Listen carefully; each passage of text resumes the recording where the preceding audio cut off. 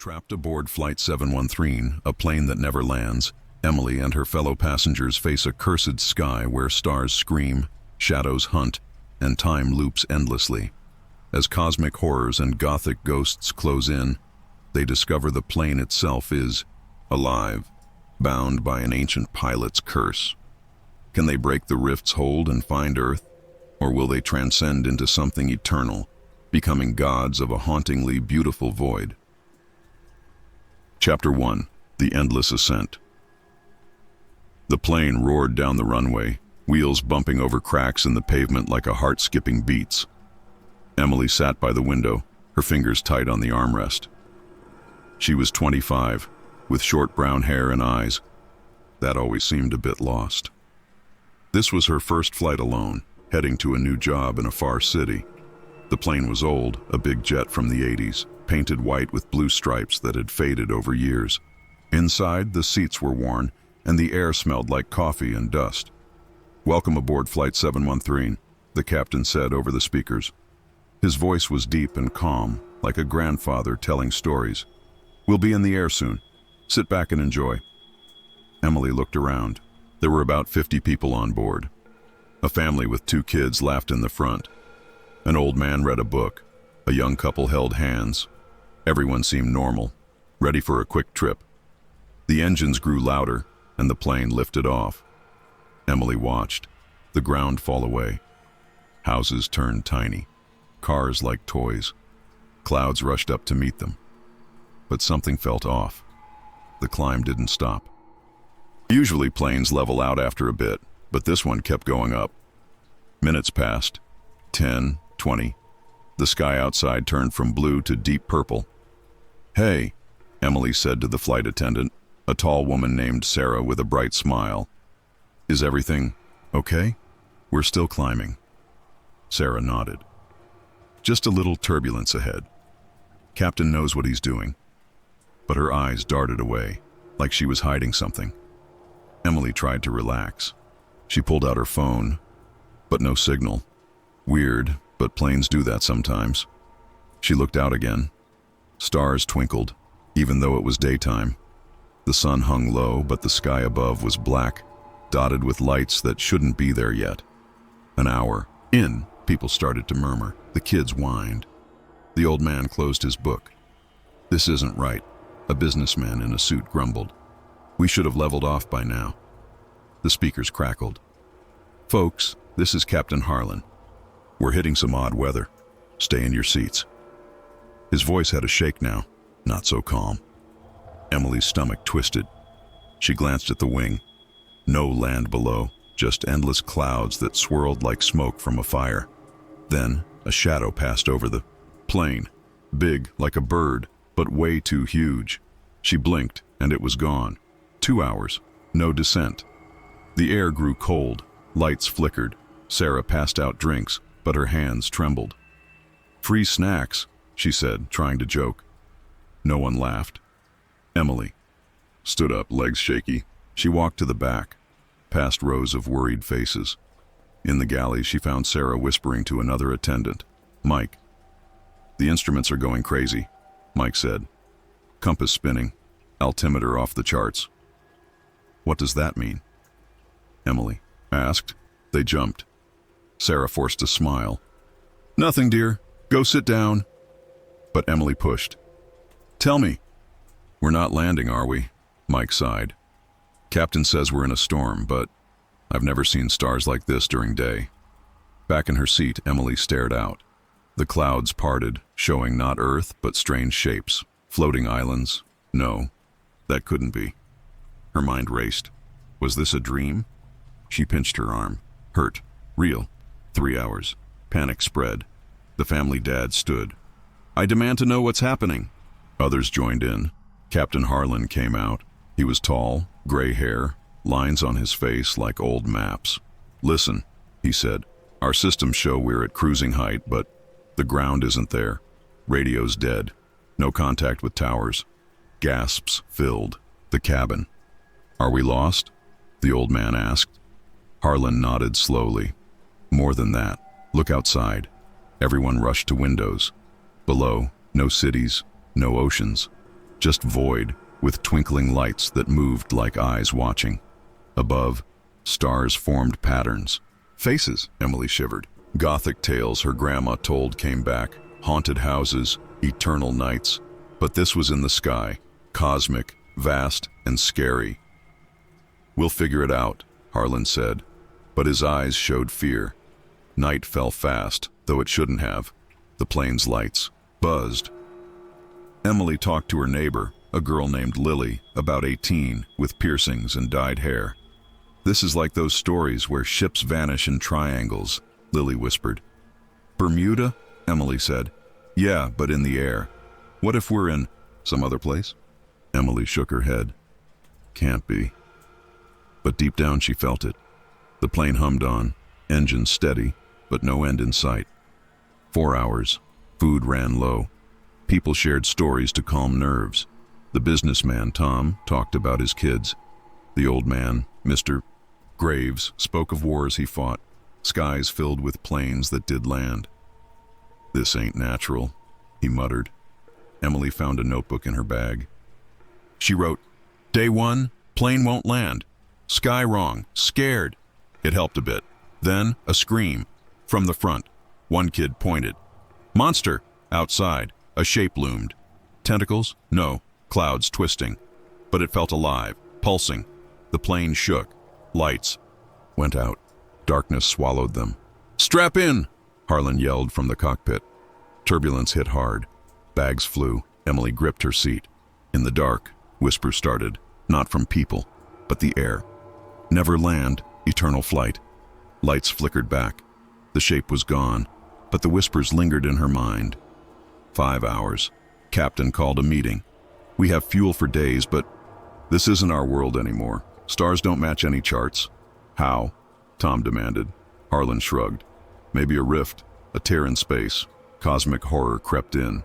Emily thought of vast universes, gods older than time.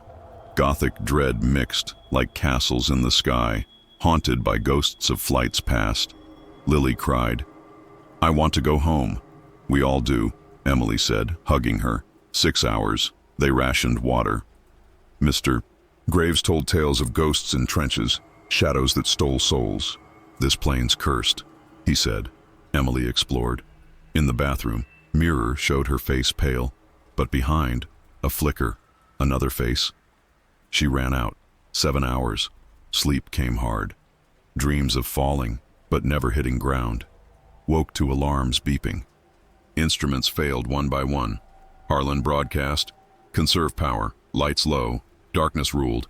Stars outside glowed brighter, forming runes, ancient and wrong. 8 hours. Hunger bit. Sarah shared her lunch. "I've flown 20 years. Never this." "What if we jump?" a wild-eyed man suggested. "No parachutes," Mike said. And below? Nothing. Emily peered down. Void stared back, hungry. 9 hours. Bonds formed. Emily and Lily became friends. Tom shared photos of his family. The group sang songs to fight fear, but whispers grew. "Join us. Fly forever." 10 hours. A fight broke out. 2 men over food. Harlan stopped it. "We stick together or die." 11 hours. Emily found Harlan alone in cockpit. "Truth?" she asked. He sighed. "This plane, it's not my first weird flight. Years ago I saw something similar. A glitch in reality. We barely made it back. How? Pure luck. But this, deeper. Cosmic weight pressed. Gothic secrets unfolded. 12 hours. Exhaustion hit. People dozed. Emily watched stars. One winked. Like an eye. 13 hours. Wait, time. Blurred. Clock stopped at 12. Looped? No, kept going, but felt eternal. Emily wrote more. Details of faces, fears. Hopes faded. 14 hours. Strange lights danced outside. Auroras, but wrong colors, purples and blacks. 15 hours. Mr. Graves fell ill. "Heart," he gasped. Sarah helped, but no doctor. "Sky's taking me," he whispered. 16 hours. He died. Body and back. Morning quiet. 17 hours. Vision started. Emily saw her mom, dead years ago, waving from clouds. Others too. Hallucinations, Harlan said. Or something more. Gothic ghosts in cosmic space. 18 hours. Fuel gauge lied. Still full. Impossible. We're not burning fuel, Mike realized. Trapped in loop. 19 hours. Despair. Prayers echoed. 20 hours. Emily rallied them. We fight. Find way out. How? No idea. 21 hours. Shadow returned. Bigger. Plane rocked. Evade! Harlan yelled, but couldn't. Touched wing. Metal groaned. 22 hours. Damage checked. Wing bent, but flying. 23 hours. Whispers loud. Names called. Emily. Stay. She covered ears. 24 hours. One day up. No land. Stars laughed. Emily thought of life below. Missed it. But flight went on. As the hours dragged, Emily remembered her life. Grew up in a small town, fields and rivers. Dad left when she was 10. Mom worked 2 jobs. School was okay, but she dreamed big. City lights, new start. This job, was it? Graphic designer for a mag. Now all gone. Lily shared too. Runaway, she said. Bad home, heading to aunt. Bonded over pain. Tom, the suit guy, softened. Miss my boys. Soccer games, bedtime stories. Family dad named Ben, with wife Clara and kids Sam and Mia. Vacation, he said. Beach, now this. Shared food, crackers, nuts. Water sipped slow. Mr. Graves' death hit hard. Wrapped him in blankets. Rest easy, Harlan said. Cockpit became hub. Instruments glowed weird. Dials spun. Screens showed static with faces and noise. Harlan told stories. Flew in war. Bombs. Fire. But this, otherworldly, Emily asked. What if cosmic forces, like old gods? He nodded. Read Lovecraft once. Elder things. Fits. Gothic chill. Plane like flying castle. Halls echoing doom. Outside, phenomena grew. Comets streaked close, tails whispering. One passenger, quiet lady named Rose, prayed nonstop. Lord, save us. Others joined. Faith mixed fear. Emily found a loose panel. Inside, wires sparked unnatural colors. Green, violet. Don't touch, Mike warned. Could worsen. But curiosity burned. Later, storm hit. Not rain, but energy bolts, crackling. Plane dodged, but hit. Power surged. Lights bright, then dim. Screams, after, calm. But changed. Air thicker, like breathing soup. Time warped. Watches ran backward, then forward fast. Relativity, Tom guessed. Speed or something. But no, Emily's journal filled. Sketches. Of stars. Notes on whispers. Whispers evolved. Told secrets. Your dad didn't leave. He flew away. Like this. Lies? Or truth? Lily heard. Aunt's dead. No home. Cried together. Harlan confessed. Last odd flight. Lost a friend. Vanished midair. Guilt ate him. Group dynamics, alliances, tensions. Wild-eyed man, Joe, ranted. Jump, end it. Tied him down. Sarah broke. I have kids too. Hugs all around. Cosmic sights, nebulae close, swirling gases like monsters, Gothic elements. Plane creaked like old house. Winds howled ghosts. Emily dreamed of landing, but ground opened to abyss. Woke, sweating. Fuel mystery. Engines. Ran on nothing. Perpetual motion, or fed by void, speculated. Plane's alive now. Part of sky. Scary thought. As day 2 neared, hope thin. But Emily vowed, we'll find way. Chapter 2. Shadows among the clouds. The plane hummed through the endless sky, a white speck in a sea of purple and black. Emily clutched her journal, her pencil shaking as she scribbled about the first day. Flight 713 hadn't landed, and the stars outside didn't match any sky she knew. The cabin felt colder now, the air heavy with worry. Passengers whispered to each other, their faces pale. Under the dim lights, the kids, Sam and Mia, clung to their parents, Ben and Clara, while Tom, the businessman, stared out the window, muttering about missed meetings. Emily glanced at Lily, her new friend with the dyed blue hair and nervous smile. "Something's wrong," Lily whispered. "The clouds. They're moving weird." Emily looked out. The clouds, thick and white, swirled like smoke from a fire. But within them, dark shapes darted, flecks of shadow that didn't belong. They weren't birds, not planes, not anything she could name. They moved fast, weaving through the mist, sometimes brushing close to the plane's wings. "Like fish in water," Emily said, her voice low. Ben overheard, his arm around Mia. "Stay away from the windows, kids," he said, pulling them back. Sam whined, "But I want to see." Clara shushed him, her eyes wide with fear. The plane jolted, a soft bump that made everyone gasp. The lights flickered. Sarah, the flight attendant, walked down the aisle, forcing a smile. "Just turbulence," she said, but her hands shook as she handed out water cups. Mike, the other attendant, followed, his face tight. Then a noise. A low thump from below, like something heavy fell. It came again, louder, from the cargo hold. Tom laughed nervously. "What, rats on a plane?" Emily's heart raced. She wasn't one to sit still. "I'm checking it out," she told Lily. Lily grabbed her arm. "You crazy? What if it's something bad?" "We need to know," Emily said. "Come with me."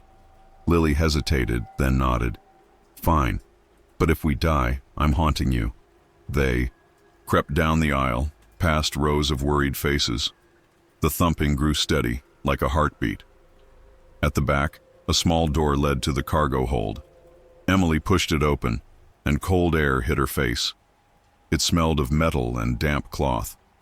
Mike had given them a flashlight, and its beam danced over stacks of luggage. "Over there," Lily whispered, pointing to a corner. A suitcase had fallen, its zipper broken, spilling papers and clothes. Emily knelt, picking up a yellowed letter. Her hands trembled as she read. "Flight 192, August 3rd, 1950. We can't land. The sky eats us. Shadows come at night. Hide. What? Lily grabbed another. "Flight 407, 1972. They watch us. No ground, only void." The words were scratched in frantic handwriting. Emily's stomach twisted. "These are from other flights. They didn't land either." A louder thump. The flashlight caught a shadow slipping under the door, like ink spilling. It wasn't a shape she could describe. Too fluid, too wrong. Lily gasped, and they bolted back to the cabin, slamming the door. "Captain!" Emily shouted, running to the front. Harlan emerged from the cockpit, his gray hair messy, eyes tired. "What's wrong?" She showed him the letters. His face darkened. "Old tales," he said. "Ghost flights. I heard stories as a rookie, but thought they were just rumors." Before anyone could ask more, a screech tore through the air. Not mechanical, but alive. The plane shook hard, and outside, the shadows grew bolder. They pressed against the windows, scratching the metal hull. The sound was like nails on a chalkboard, sharp and endless. "Lights!" Sarah yelled, flipping switches. Every light in. The cabin blazed, overheads, reading lamps, even the emergency strips. The shadows hissed, like steam escaping, and retreated into the clouds. But Joe, the wild-eyed man who'd been ranting earlier, stood too close to a window. He'd been quiet since the fight over food, but now he screamed. "They're calling. Me!" A shadow darker than the rest wrapped around him like a cloak. The window didn't break. It couldn't have, but he was gone, pulled into the dark. A crackle, a scream, then silence. The cabin erupted. Mia sobbed. Ben shouted, "What was that?" Tom cursed and rose. The praying lady started chanting louder. "Board it up," Harlan ordered. Mike and Sarah grabbed blankets and tape, covering the window. The air felt heavier, like it carried a secret. Emily's ears rang. Not her ears, her mind. Whispers came again, clearer now. "More will follow. Join us." She shook her head, trying to push them out. Harlan gathered everyone in the middle of the cabin. "Listen," he said, voice steady but low. "Those things out there, I don't know what they are, but they don't like light. We keep the cabin bright. We stay together." "What about Joe?" Clara asked, holding her kids tight. Harlan's jaw tightened. "He's gone. We can't help him now." Emily spoke up. The letters said to hide at night. It's not night yet, but maybe it's coming. Lily clutched the flashlight. What? If they come back? Then we fight, Harlan said. He pulled a folded paper from his pocket. A star chart, hand-drawn. Look at this. I've been mapping the stars outside. They don't match any constellation from Earth. Not Orion, not Ursa, nothing. Tom frowned. So where are we? Harlan hesitated. Not our sky, maybe not our universe. Gasps rippled through the group. Emily's mind spun. She thought of cosmic horror stories her brother used to read, tales of vast, uncaring forces that swallowed ships whole. This wasn't a story, this was real. The lights flickered again, weaker. Mike checked the panels. Power's holding, but it's like something's draining it. Sarah passed out blankets. Keep warm, it's getting colder. Emily wrapped one around her shoulders, sitting with Lily. Those letters, she whispered. They knew about the shadows. Why didn't they warn anyone? Lily's eyes were wide. Maybe they tried. Maybe no one listened. The plane droned on, engines steady but eerie in the silence. Outside, the clouds parted, showing more shadows, dozens now, circling like sharks. Their shapes twisted, sometimes like animals, sometimes like people, but always wrong. One pressed close, and Emily swore it had eyes. Too many, glowing faintly. Don't. Look, she told Lily, pulling her away from the window. Ben stood, holding a pen like a weapon. We need a plan. We can't just sit here. Harlan nodded. We're trying to navigate, but without landmarks, without radio. It's hard. Rose spoke softly. We pray. God will guide us. Some nodded, others looked away. Emily wasn't sure about God, but she wanted to believe in something. She opened her journal, sketching the shadows, blurry shapes with jagged edges. Writing helped her think. Hours passed, or what felt like hours. Time was slippery now. Watches showed different times, some stuck, some racing backward. The thumping from the hold stopped, but the silence was worse. It felt like the plane was holding its breath. Then a new sound, a low hum, like a song from far away. It came from outside, or maybe inside their heads. The shadows moved in rhythm with it, dancing in the clouds. Emily's skin crawled. They're doing that, she said. The shadows. They're singing. Harlan rushed to the cockpit, checking the radio. Static, then faint notes. Flutes maybe, but warped, like music underwater. It's not human, he said. Not anything I know. Lily hugged her knees. What do they want? No one answered. The hum grew louder, vibrating the seats. The kids covered their ears, and Clara sang a lullaby to calm them, her voice shaking. Emily flipped through the letters again. One had a drawing, a plane surrounded by shadows with words. They feed on fear. She showed Harlan. If they're feeding, how do we stop them? Starve them, he said. No fear. Stay strong. Easier said than done. Emily's heart pounded every time a shadow passed. She thought of her mom, how she'd faced hard, days with a smile. Fake it till you make it, Mom used to say. Emily tried, forcing a grin at Lily. We got this. Lily laughed, weak but real. You're nuts. The group huddled closer, sharing stories to drown the hum. Tom talked about his son's soccer games, how he'd cheer until his throat hurt. Ben and Clara described their beach plans, sandcastles with the kids. Rose spoke of her garden, roses blooming red.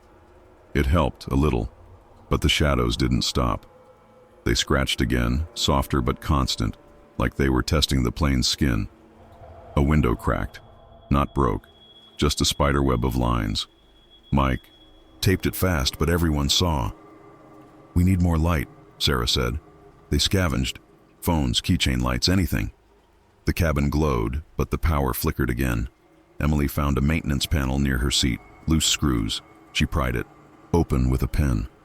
Inside, wires sparked, not normal colors, but green and purple like the sky outside. Mike! She called. He looked, then backed away. Don't touch. Could make things worse. But Emily couldn't stop staring. The sparks moved, like they were alive. forming shapes, eyes, maybe, or hands. She slammed the panel shut. Night came, or what felt like night. The sky blackened, stars sharp as knives. The shadows grew bolder, pressing against every window. The hum turned to words, faint but clear. Give in. Fly with us. No, Emily whispered, gripping her journal. Harlan stood. Everyone, sing something, anything.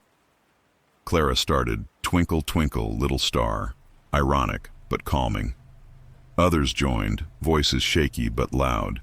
The shadows paused, their dance slowing. The hum faded just a bit. Emily wrote, Day 2, shadows alive, letters worn of night. We sing. To fight, scared but together. Her pencil shook, but she kept going, sketching the cracked window, the strange wires, a new jolt. The plane tilted, not much, but enough to spill cups. Harlan ran to the cockpit. Something's pulling us, he said over the speaker. Hold on. The shadows swarmed, a cloud of them now, wrapping the plane like fog.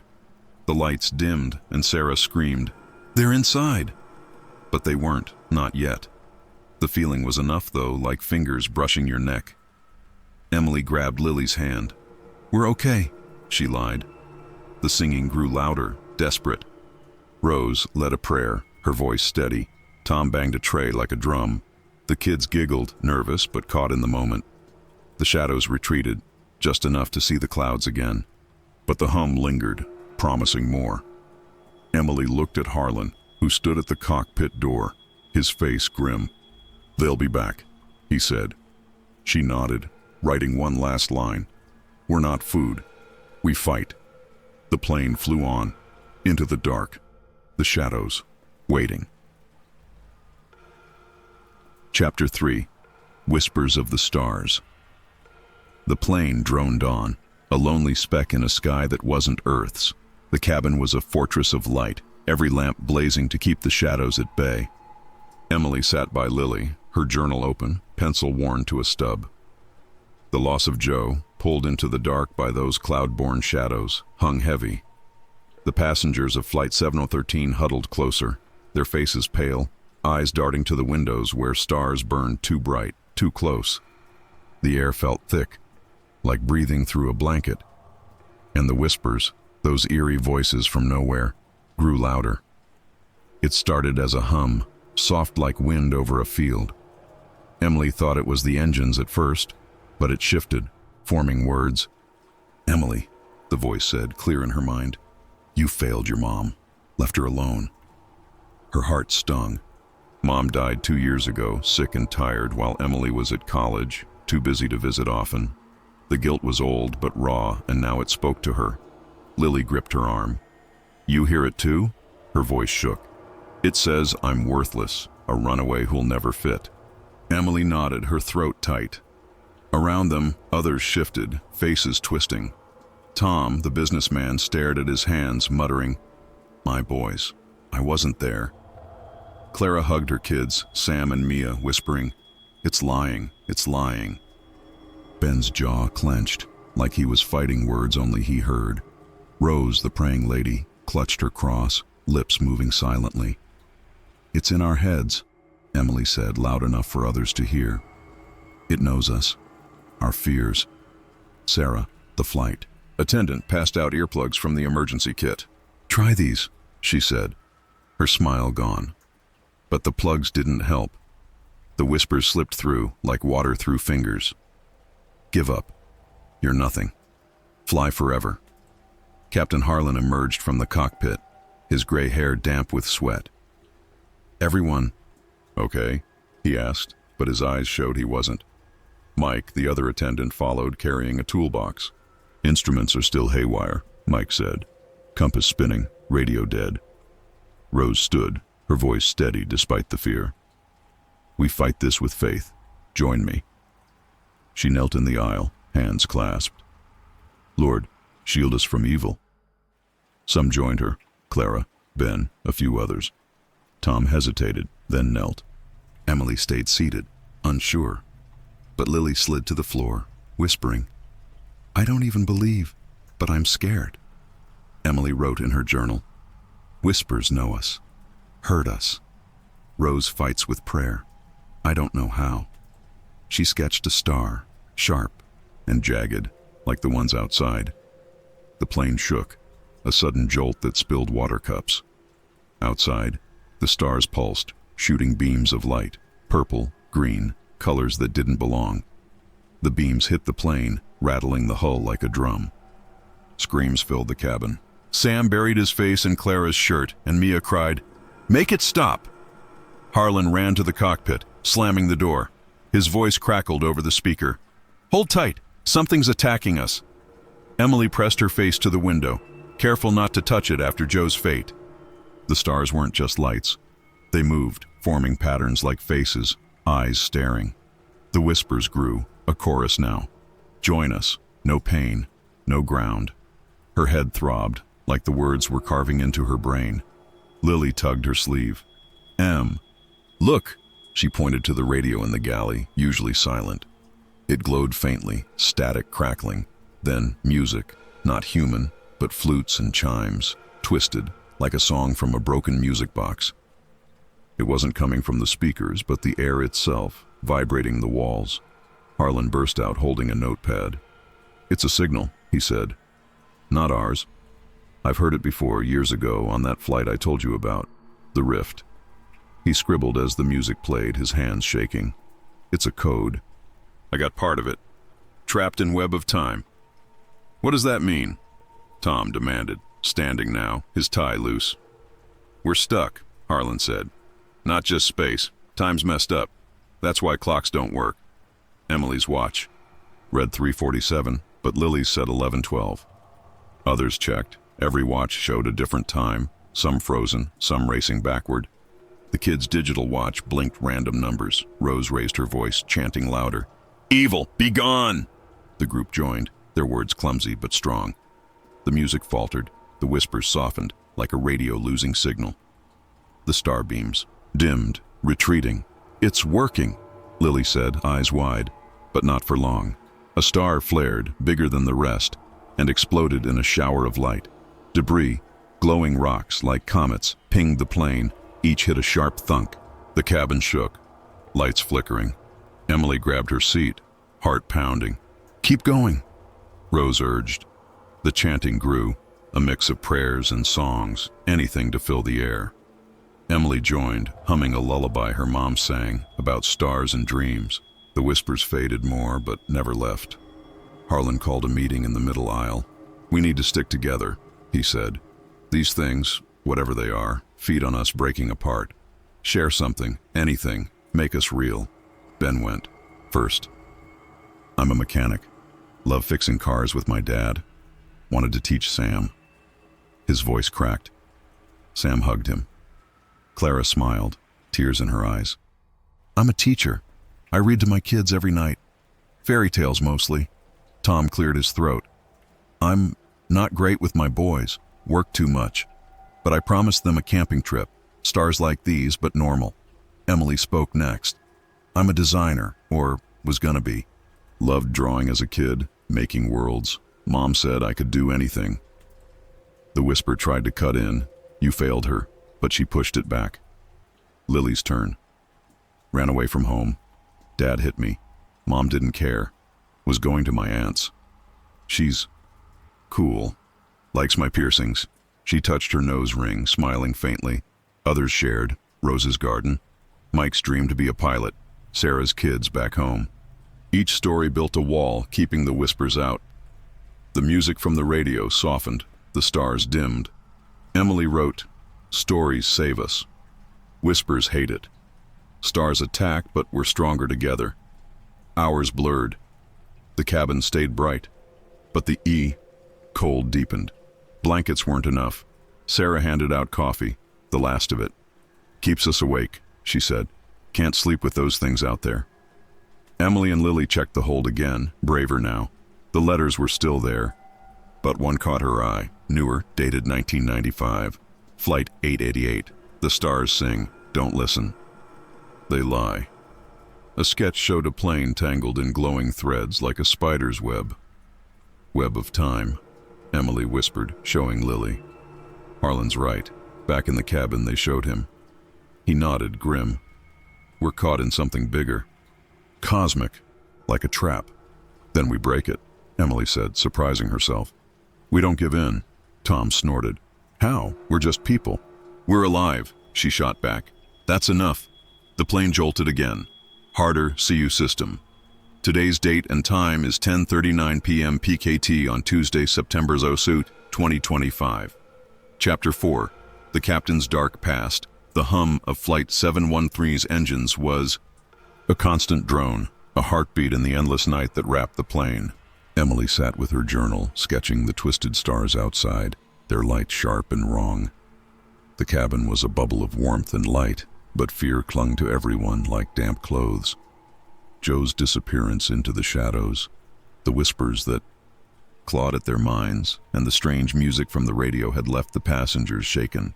The group huddled in the middle aisle, sharing stories to keep the cosmic dread at bay. But Captain Harlan stood apart, his face lined with more than age, his gray eyes distant. Emily watched him. He'd been quiet since the starburst shook the view. Plane, his hands gripping the cockpit doorframe like it was the only solid thing left. She sensed he knew more than he let on.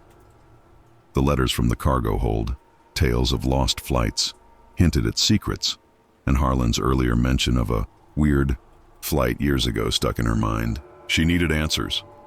Captain, she said, standing. You said this happened before. Tell us. The cabin fell silent. Lily, curled next to Emily, looked up, her blue hair catching the light. Tom, the businessman, crossed his arms, skeptical. Ben and Clara held their kids, Sam and Mia, who were half asleep but listening. Rose, clutching her cross, nodded encouragement. Sarah and Mike, the flight attendants, exchanged glances, like they knew something too. Harlan sighed, running a hand through his gray hair. He stepped into the aisle, his tall frame stooped. All right, he said, voice low but steady. You deserve the truth. I've seen this before. Not exactly, but close. He sat on an empty seat, the group forming a loose circle around him. I was young, 28, flying experimental planes for the military, 1987. We were testing something new, a jet with tech I didn't understand. Navigation systems, propulsion, stuff way above my pay grade. They called it Project Starlight. Said it could change how we fly. His eyes darkened. One night we hit a storm over the Pacific. Not normal, clouds glowing, lightning purple. Instruments went wild. Like now. Then a rift opened. Not a cloud, not a hole, but a tear in the sky. Stars on the other side, wrong ones. My co-pilot Danny screamed. The plane shook and something reached in. Like a claw, but not solid. It touched him, and he was gone. Vanished midair. Gasps rippled through the group. Emily's pencil froze on her journal. What happened to you? She asked. Harlan rolled up his sleeve, revealing a scar on his forearm, jagged like claw marks. It grazed me. Felt like ice and fire. I pulled the plane out somehow. Landed on a carrier, but the jet was different. Metal warped, like it aged years. They debriefed me, took the plane, told me to shut up, said it was a glitch. I never flew those missions again. Tom leaned forward, eyes narrow. So you knew this could happen? And you're flying us now? Harlan's jaw tightened. I didn't know. Thought it was a one-time thing, a bad dream. A man stood, Pete, Joe's friend, who'd been quiet since the shadows took Joe. His face was red, fists clenched. You got us into this. Your fault. Joe's gone! He lunged, but Ben grabbed him, holding him back. Stop, Emily shouted. Blaming won't help. Pete shook, tears in his eyes. He was my brother. Harlan looked down. I'm sorry. I carry every loss. Rose touched Pete's shoulder. Forgive him. We need him to get us out. Pete sat, still glaring, but quiet. Emily opened her journal, writing. Harlan's past. Rift in sky. Scar. Blame grows. Harlan stood, pulling a small logbook from his jacket. Found this in the cockpit, he said. My old notes from that flight. He flipped it open, showing sketches, tentacled shapes, eyes in stars, a plane, trapped in glowing threads.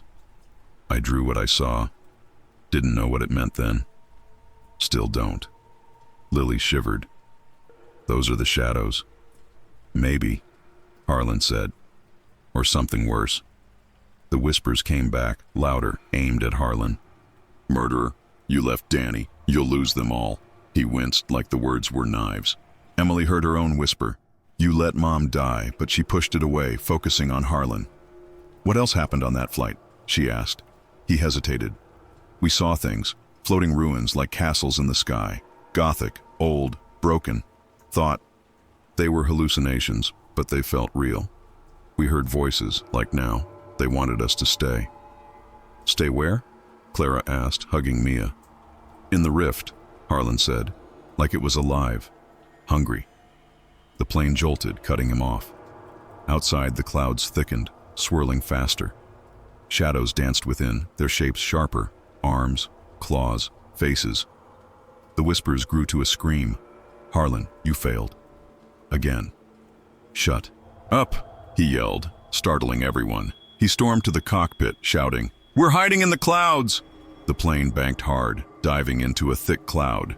The windows went white, then gray, the shadows muffled. But new shapes appeared, faint, outlines in the mist. Towers, spires, like a castle from a ghost story, floating in the void. Emily blinked, thinking it was her imagination, but Lily grabbed her arm. You see that? Yeah, Emily whispered. The shapes were Gothic, all arches and jagged edges, like a cathedral torn from the ground. Faces flickered in the stone. Human? Not quite. They vanished as the plane climbed out of the cloud. Hallucination? Tom asked, voice shaky. Harlan's voice came over the speaker. Not sure. I saw it too, like last time. Emily wrote, Floating ruins. Gothic. Real or not? Harlan scared. The cabin grew colder. Sarah handed out blankets, her hands trembling. We're okay, she said, but no one believed her. Mike checked the lights, making sure they stayed bright. The shadows hated light, but the power flickered, like something was sucking it dry. Pete stood again, quieter now. Captain, what do we do? Harlan returned, his face set. We keep flying. I got us out before. I'll do it again. How? Tom snapped. You said it was luck last time. Harlan met his eyes. Not just luck. I fought, kept my head. We do that now, together. Emily nodded. He's right. We share, we fight. Like with the whispers. The group murmured agreement, though. Fear lingered. Rose led another prayer, softer this time. Clara sang to her kids, a lullaby about home. Emily shared a memory, drawing with Mom, laughing over silly sketches. It hurt, but it kept the whispers quiet. Lily spoke up. I used to draw too, stupid stuff like dragons. Aunt said I was good. She smiled, faint but real. The plane steadied, the ruins gone. But the whispers didn't stop. They targeted Harlan most, hissing about Danny, about failure. Emily saw him flinch, his scar seeming to glow faintly under the cabin lights. She followed him to the cockpit, closing the door. You okay?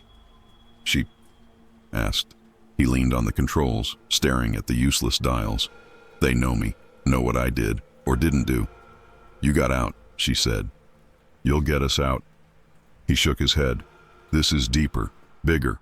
That rift was a crack. This is a chasm. Emily touched his arm, avoiding the scar. We trust you. Keep going. He nodded, eyes wet. Thanks, kid. Back in the cabin, the group worked to stay strong. Mike rigged extra lights from emergency kits, their glow harsh but comforting. Sarah shared her lunch, crackers and cheese, split among 20. The kids giggled, making crumbs into shapes. Emily found a loose panel near the galley, like the one before. She pried it open, revealing wires that sparked green and purple, like the sky. They moved, almost alive, forming patterns. Eyes, hands, stars. She slammed it shut, heart pounding. Don't tell anyone, she whispered to Lily. They'll panic. Lily nodded, pale. What is this plane? Emily didn't answer. She wrote, wires alive, plane part of rift. Harlan's past key. Hours dragged, or maybe minutes. Time was a mess. Watches spun, stopped, raced. The stars outside pulsed, their light now a rhythm like a heartbeat. The whispers matched it. Stay, fly, be ours. Rose's prayers grew louder, joined by songs. Tom banged a tray, a makeshift drum. The kids clapped, fear turning to defiance. Emily sketched the ruins. Their Gothic spires burned into her mind. Were they real? A trap? A clue? The plane hit turbulence, softer but constant, like waves. Harlan's voice came. We're clear of the cloud. Hold on. Outside, the stars. We're closer, their faces clearer, eyes too many, watching. Emily shivered, thinking of old stories, cosmic gods, Gothic ghosts, things that didn't care about humans. This was both, a sky haunted by forces older than time. Pete approached Harlan, his anger gone. I'm sorry, Joe. He wouldn't blame you. Harlan nodded, gripping his shoulder. We'll make it right. The group shared more stories, small things like favorite foods, first loves, dreams. It built a shield, fragile but real. The whispers hated it, fading to a hiss. Emily wrote, Harlan's guilt, ruins and clouds. We fight with stories. Plane, alive? A new sound, scraping, like claws on metal. The shadows were back, testing the hull. Lights flickered, weaker now. Mike cursed, checking the power. Something's draining us. Keep singing, Emily yelled. The group did. Voices, raw but strong. The scraping stopped, but the whispers promised. We return. Harlan stood at the cockpit door, logbook in hand. I'll lead us out, he said, no matter what. Emily believed him, or wanted to. She drew his scar, the rift, the ruins. Her journal was her anchor, keeping her sane in this cosmic nightmare, this Gothic sky. The plane flew on, shadows waiting, stars singing their cruel song. Chapter 5. Broken Worlds. Below, the cabin of Flight 713 buzzed with tension, a fragile bubble of light and voices fighting the dark. Emily clutched her journal, its pages filled with sketches of Gothic ruins and Harlan's scar, notes about whispers and shadows. The plane droned on, caught in a sky that wasn't Earth's, where stars pulsed with cruel intent. The passengers, bonded by fear, shared stories to keep the whispers at bay. But the loss of Joe and the eerie sights, floating castles, living wires, gnawed at their hope. Captain Harlan's past, his tale of a rift in the sky, hung heavy, a warning of what they faced. Emily stared out her window, careful not to touch the glass after Joe's fate. The clouds parted, revealing not the familiar blue of Earth, but a void, black, endless, speckled with lights that moved like eyes. Then something new. Shapes below, faint at first, growing clearer. Planets? No, they were broken, cracked like eggshells, their surfaces jagged with ruins. Cities lay in pieces, oceans drained to dust. One looked like Earth. Green patches. Blue curves, but split, half missing, trailing glowing debris. Look! Sam, the young boy, pressed his nose to the window. That's home! Clara pulled him back. Don't, honey. Her voice shook. Ben, her husband, stared, his face pale. That's not our Earth. Emily's heart raced. The worlds shifted, each a twisted mirror. In one, she saw a city where she lived, but taller, richer, with skyscrapers of glass. Herself, older, smiling, successful. In another, Lily walked, with a woman, her aunt, laughing, free. Tom saw his sons grown in a world where he was home every night. The visions were vivid, pulling at their hearts. It's a trick, Harlan said, emerging from the cockpit. His logbook was open, sketches matching the broken worlds. Cosmic mirrors. They show what you want or what you fear. Don't trust them. The whispers returned, softer. Tempting. Jump. Be happy. Leave the plane. Emily's vision showed her mom, alive, waving from a green field. Her chest ached. She wanted to go. Lily grabbed her hand. Don't look, Em. It's fake. But one passenger, a quiet man named Greg, stood. He'd barely spoken, always reading a worn novel. Now his eyes were wild. My wife, he whispered. She's there. I see her. His world below showed a house, a woman smiling, arms open. Greg, no. Sarah, the flight attendant, lunged, but he ran to the emergency exit. Before anyone could stop him, he yanked the handle. The door didn't open, safety locks held, but a shadow slipped through, wrapping him. He screamed, then vanished, like Joe, pulled into the void. The cabin erupted. Mia sobbed. Sam clung to Ben. Pete, Joe's friend, cursed, shaking. Rose prayed louder, her cross trembling in her hands. Emily wrote, Greg gone, worlds below lie. Tempt us, Harlan shouted. Tie! Yourselves down, now! Mike grabbed ropes from the emergency kits, passing them out. They looped them around seats, waists, anything solid. Emily tied herself next to Lily, her hands shaking. The visions kept pulling, her mom, her old dreams, a life without pain. It's not real, she told herself, gripping the rope. But, the whisper said, it could be. Tom, tied across the aisle, stared out. My boys, they're happy there without me screwing up. Don't, Emily snapped. They need you here. He nodded, slow, but his eyes stayed on the window. Harlan gathered them, his voice firm. These are mirrors, cosmic tricks. They show what you want to break you. We stay together, we stay real. Clara hugged her kids. What are those worlds? Other realities, Harlan said. Maybe where we could have been, or where we're trapped. My last flight I saw one, almost jumped. Danny did. His scar seemed to pulse, a reminder of his past. Emily's journal filled, broken worlds, mirrors. Greg lost. Ropes hold us. The plane shook, a low rumble. Outside, the worlds spun closer, their cracks glowing. Fog rolled in, thick and gray, hiding the stars, but not the whispers. It was Gothic, like a graveyard mist, carrying moans that weren't human. Shadows moved in it, faint but there, circling. Mike checked the panels.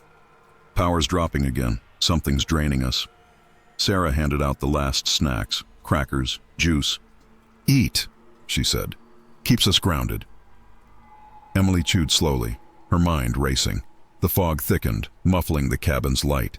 Then, a new sound, a soft clunk from the wing. Harlan ran to the cockpit, checking the screens. Something's attached, he said over the speaker. Stay calm. Emily and Lily exchanged looks. What now? Lily whispered. They crept to a window, peering out. A small object clung to the wing, a probe, metallic but glowing, like the debris from the broken worlds. Its surface was etched with symbols, not human, like the runes in Harlan's logbook. It's not ours, Harlan said, back in the cabin. Could be from one of those worlds, or something else. Like what? Ben asked, holding Sam. Another dimension, Harlan said. My last flight, we found something similar. Sent a signal, got nothing back. Emily spoke up. Let's try. Send a message. Harlan hesitated, then nodded. Mike rigged the radio, feeding power from the emergency lights. Emily wrote a message. Flight 713, trapped in sky. Help. They sent it, the probe pulsing as the signal went out. Minutes passed. The eye. Fog grew darker, the moans louder. Then, the radio crackled. A voice, not human, but words, came through. No escape. Eternal flight. The probe glowed brighter, then dimmed, like it laughed. The group froze. Rose's prayers faltered. Tom cursed. Lily gripped Emily's hand. They're mocking us. Emily wrote, probe from nowhere. Says we're trapped. Fog hides monsters. The plane tilted, caught in a current. The worlds below vanished in the fog, but their pull lingered. Emily saw her mom again, faint, smiling. She shut her eyes, tying the rope tighter. Not real, she muttered, Harlan rallied them. We don't give in. Share more. Keep the whispers out. Ben spoke first. I fixed a car once with Sam watching. He was so proud. Sam smiled, small but real. Clara went. Next. I taught Mia to read. She loves adventure books. Mia nodded, hugging her. Lily shared, voice soft. My aunt sent me a sketchbook once. Said I could be an artist. Emily's turn. Mom taught me to draw. Said it was my way to fight sadness. The whisper tried. You failed her, but she pushed it back, focusing on Mom's laugh. Others joined. Rose's roses, Sarah's kids, Mike's pilot dreams. The fog seemed to thin, the moans quieter. The probe stayed silent, but the whispers hissed. You'll break. Hours blurred. The cabin grew colder, the lights weaker. Emily checked the loose panel again, the wires inside sparking green and purple, forming shapes. Hands, eyes. She slammed it shut, not telling anyone. The plane felt alive, part of the trap. A new jolt. The fog parted, showing a single world. Earth, but wrong. Cities burning, skies red. The whisper said, this is home now. Emily shook her head. Lies, she wrote. Fog Gothic moans like ghosts. Probe mocks. Worlds tempt. We fight. The group sang, Clara's lullaby mixing with Rose's prayers. Tom banged his tray, a rhythm to defy the void. The kids clapped, their fear easing. Emily sketched the probe, its runes, the broken worlds. Her journal was her shield, grounding her in this cosmic nightmare.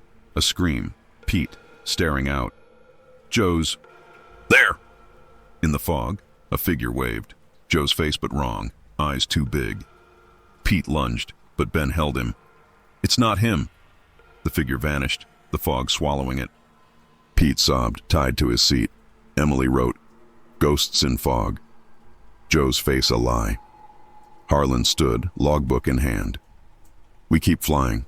I saw a world once, a way out. We find it. How? Tom asked, voice raw. Hope, Harlan said, and fight. Emily nodded, believing him despite the dread. The plane groaned, like it felt the fog's weight. The whispers promised, you'll see us again. They flew on, the broken worlds below, the Gothic fog hiding horrors, their ropes and stories the only defense. Chapter 6. Night Without End. The cabin of Flight 713 was a fragile fortress, its lights dimming despite Mike's efforts to keep them blazing. Emily clutched her journal, its pages thick with sketches of broken worlds, glowing probes, and Gothic fog. The passengers huddled closer, their ropes tying them to seats, a defense against the tempting visions of alternate lives below. The whispers had quieted, but the void outside pressed heavier, a cosmic weight that chilled the air. The probe's mocking reply, no escape, eternal flight, echoed in their minds, mixing with Harlan's tale of rifts and scars. The sky was no longer a sky. It was a trap, vast and alive. Emily glanced out her window, careful not to linger. The stars, sharp and cruel, pulsed in patterns that hurt to watch. Then the sun, already faint in this strange place, vanished.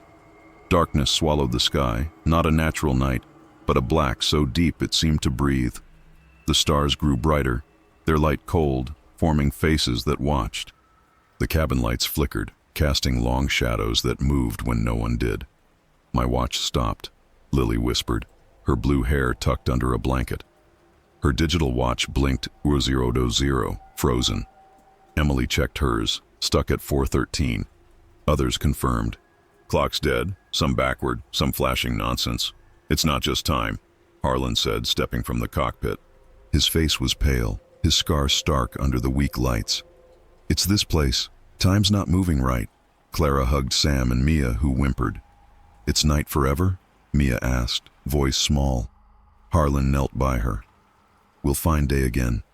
Kid, promise. But his eyes said he wasn't sure. Emily wrote, sun gone, eternal night, clock's dead. Fear grows, sleep was impossible. Eyes closed, and nightmares bled into reality. Emily dozed, dreaming of falling through stars, her mom's face in each one, accusing. She woke, gasping, the cabin colder, the air thick. Others stirred, muttering about their own dreams. Loved ones lost.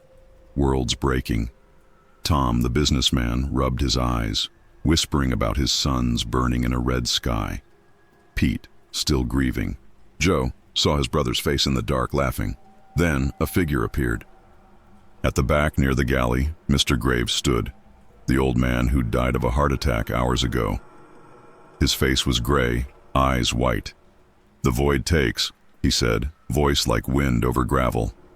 "Fight it, or join me," Rose screamed, her cross falling. Ben shielded his kids. Sarah grabbed a flashlight, shining it on Graves.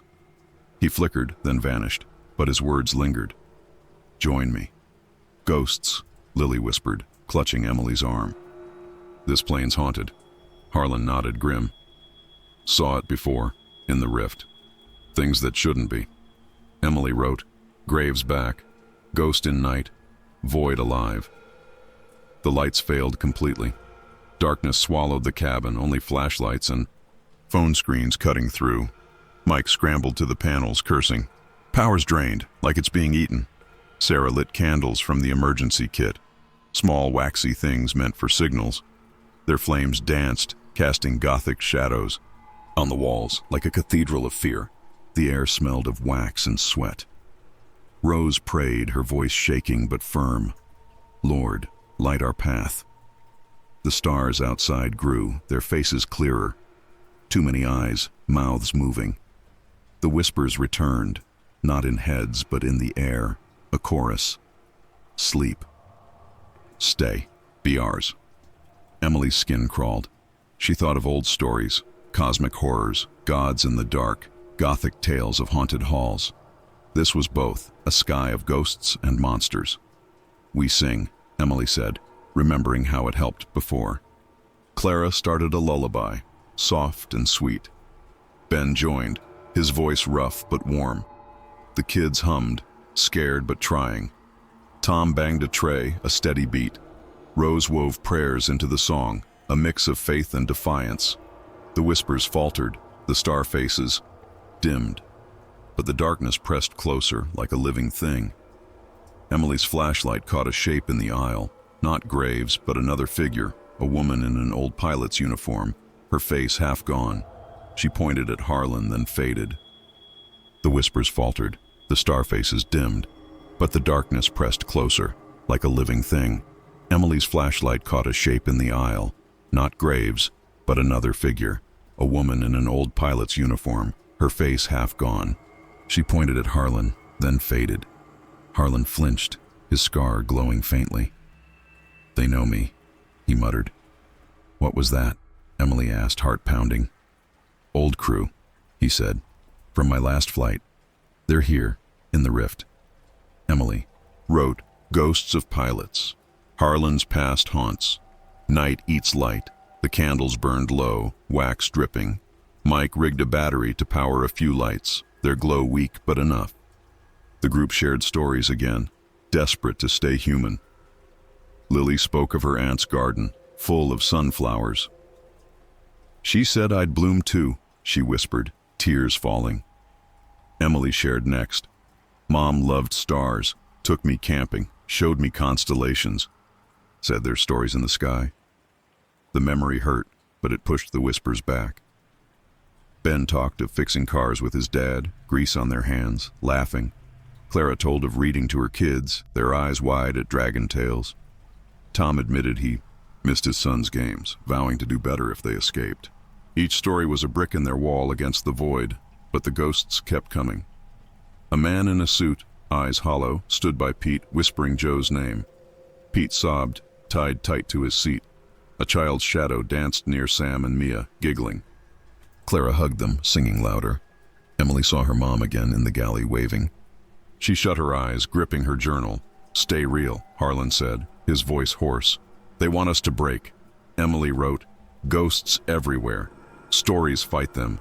Night endless. A new sound, a low hum, like the probe but deeper from the plane itself." Emily checked the loose panel by her seat. The wires inside sparked, green and purple, moving like veins. They formed a face briefly, then dissolved. She slammed the panel shut, not telling anyone. The plane was changing, alive in the night. The hum grew, vibrating the seats. Outside, the stars spun, their faces singing, a cosmic choir of hunger. The candles flickered, one going out. Sarah relit it, hands shaking. "We're running low," she said. Mike rigged more batteries, but the power drained fast. "It's like the plane's fighting us," he muttered. Harlan stood, logbook in hand. "In my last flight, the night ended. We found a light. A star, different. We followed it, got out." "Where is it?" Tom asked, desperate. Harlan shook his head. "Not here yet, but we look."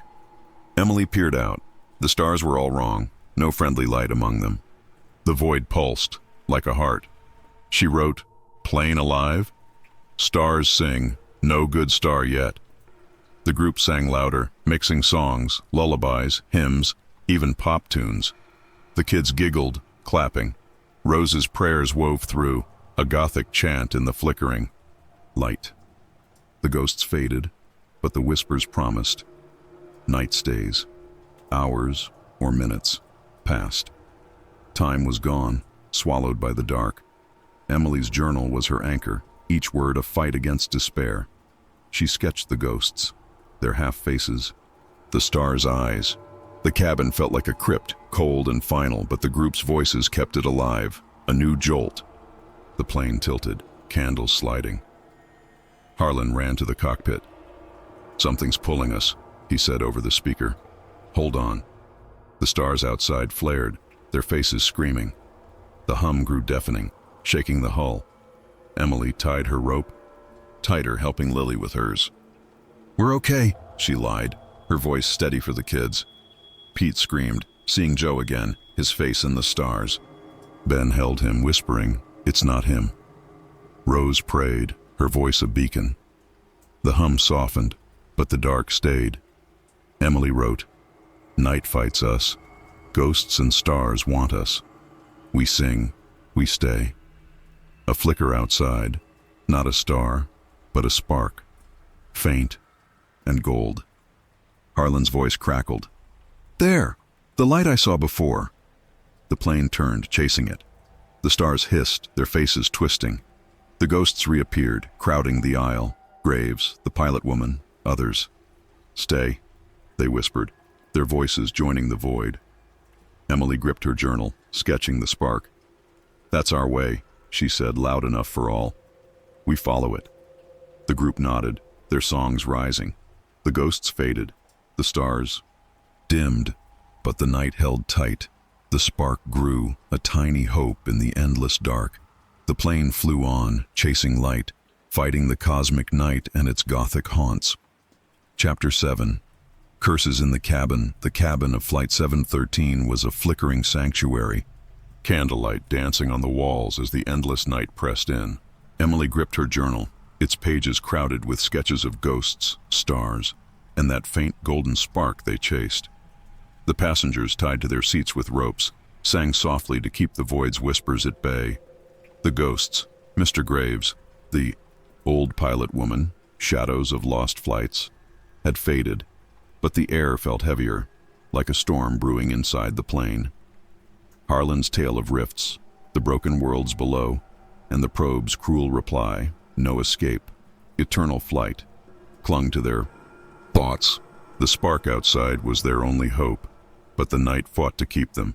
Emily's eyes burned from lack of sleep, her pencil trembling as she wrote, "Chasing light, night alive.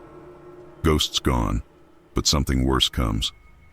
The cabin was cold, the candles low, their Gothic glow casting shadows that seemed to move on their own. Lily, beside her, shivered under a blanket, her blue hair tucked away. "It's getting weirder," she whispered. "Feel it?" Emily nodded. The plane felt wrong, like it was watching them. A tray slid off a seat, unprompted, clattering to the floor. Gasps filled the cabin. Clara hugged Sam and Mia, who whimpered. Tom, the businessman, cursed, his eyes darting. Rose's prayers faltered, her cross trembling in her hands. Then a new horror. The food turned bad. Crackers in Sarah's emergency stash crumbled to dust when touched. Apples blackened, oozing a sour smell. Water in cups clouded, like ink stirred in. "What's happening?" Ben asked, his voice tight, shielding his kids. "It's a curse," Rose said, her voice low but certain. "Evil's in this plane." Harlan emerged from the cockpit, his scar stark in the candlelight. "She's right.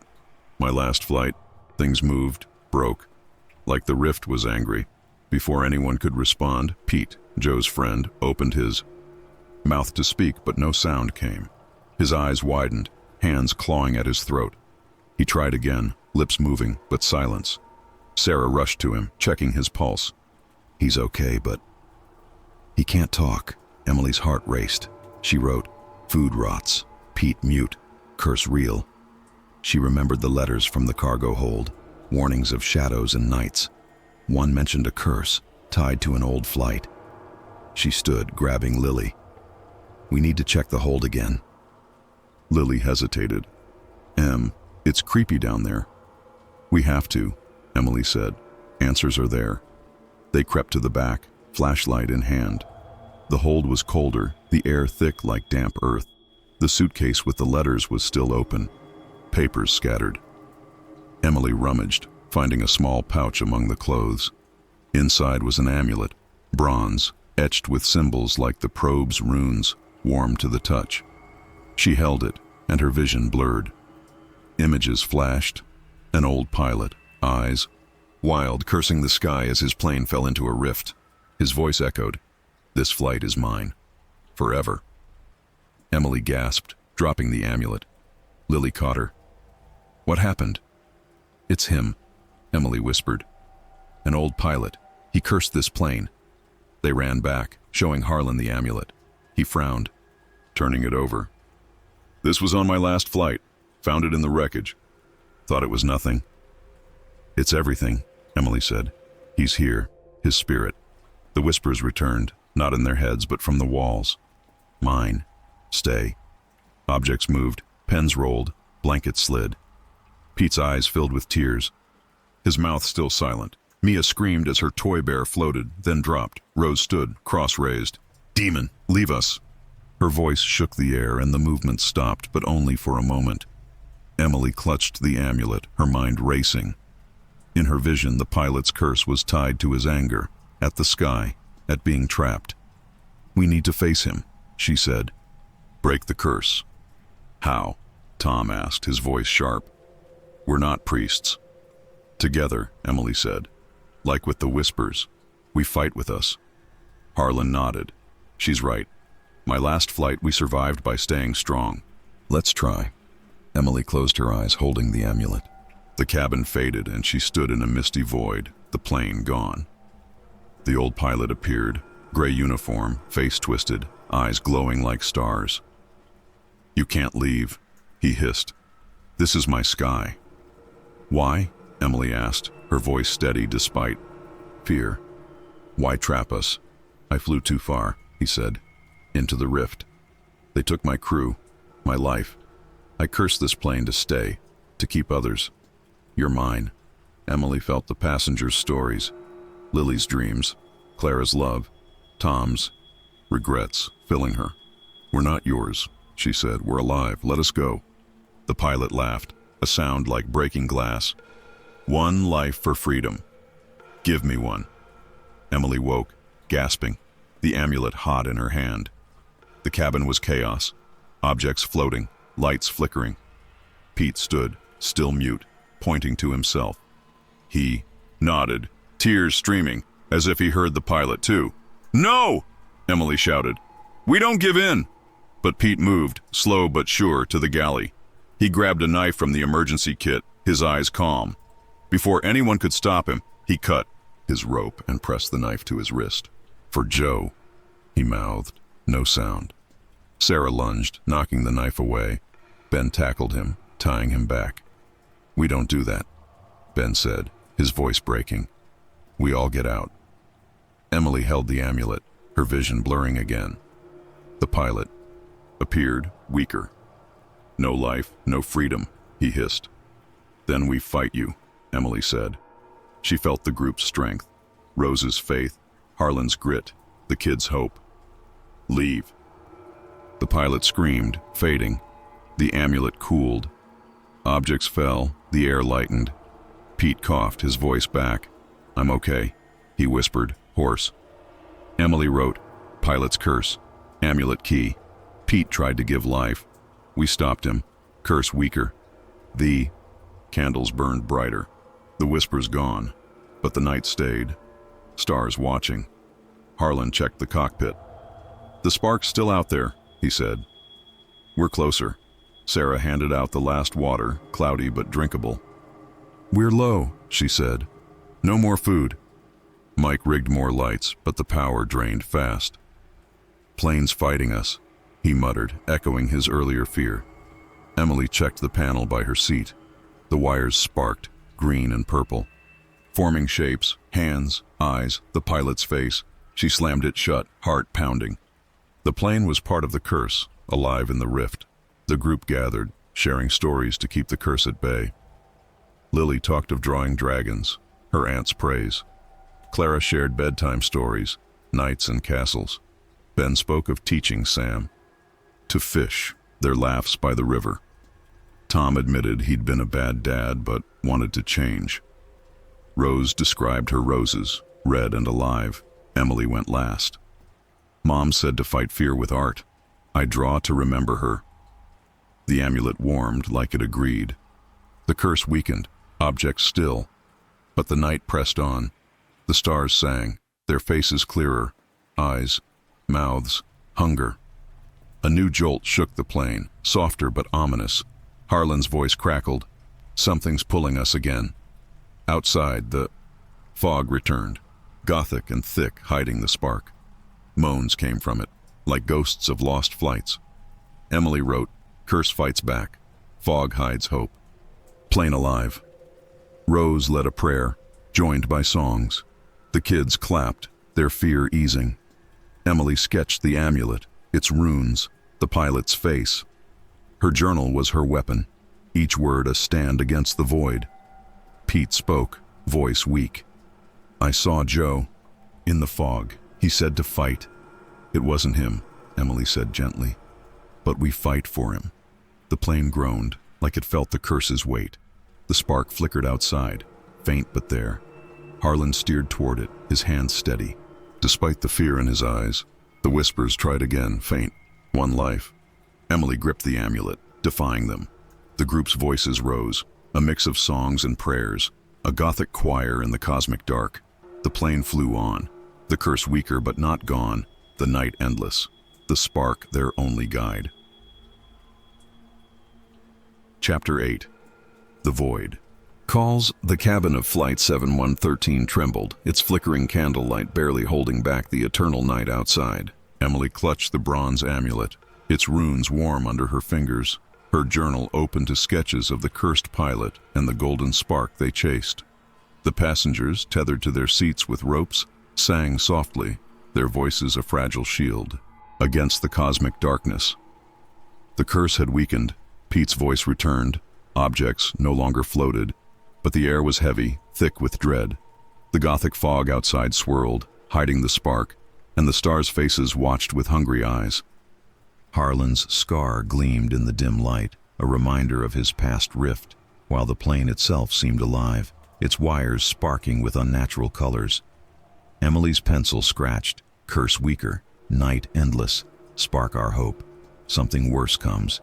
The cabin was cold, candles nearly gone, their wax pooling like blood. Lily beside her shivered, her blue hair tucked under a blanket. It's too quiet, she whispered. Like it's waiting. She was right.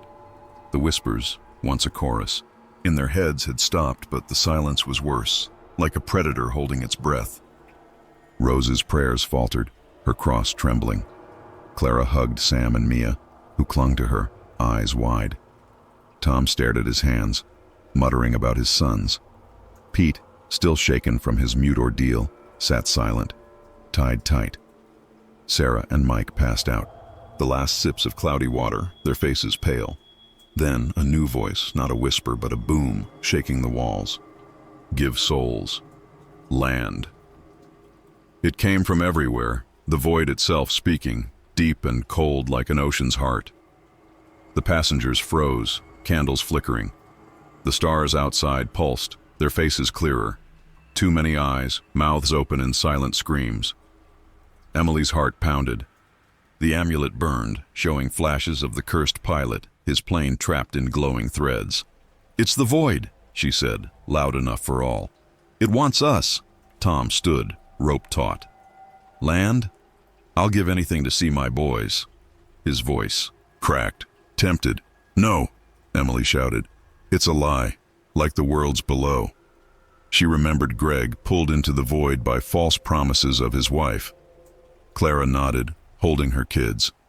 "We stay together." But the voice boomed again. "One, soul, freedom." The plane dipped, a sickening lurch as if pulled downward. The fog parted, showing the broken worlds, cracked earths, burning cities, oceans of dust. One showed Tom's sons, laughing, waving. He lunged, stopped by his rope. "They're there." "It's not them," Ben said, grabbing his shoulder. "Stay with us." The amulet glowed, and Emily saw the pilot again, his face twisted. "They lie," he whispered, not cruel but warning. "The void takes all." She blinked back in the cabin. "Don't listen," she told the group. "It's a trick." The voice laughed, a sound like shattering stars. "Choose or fall." The plane dipped again, harder, seats shaking. Candles fell, wax splashing. Mike scrambled to relight them, but the darkness grew, shadows creeping despite the light. Rose raised her cross. "Begone, evil." Her voice was a Gothic chant, strong, but shaking. The passengers joined. Prayers, songs, anything. Clara sang a lullaby, Ben a work song, the kids humming. Emily clutched the amulet, its warmth a shield. The voice weakened, the dip steadied, but the stars' faces pressed closer, their eyes boring into the plane. Emily wrote, "Void speaks, wants souls, amulet fights, we sing." Harlan emerged, his logbook clutched tight. "It's pulling us," he said, "like my last flight. Something wants us down there." He pointed to the void, where the broken world spun, tempting. "How do we stop it?" Lily asked, her voice small. "The spark," Harlan said. "It's still out there. We follow it." Emily peered out. The fog hid the golden spark, but she felt it, like a heartbeat in the dark. The amulet pulsed in rhythm, its runes glowing. She saw the pilot again, faint. "Use me," he whispered. "Shield them."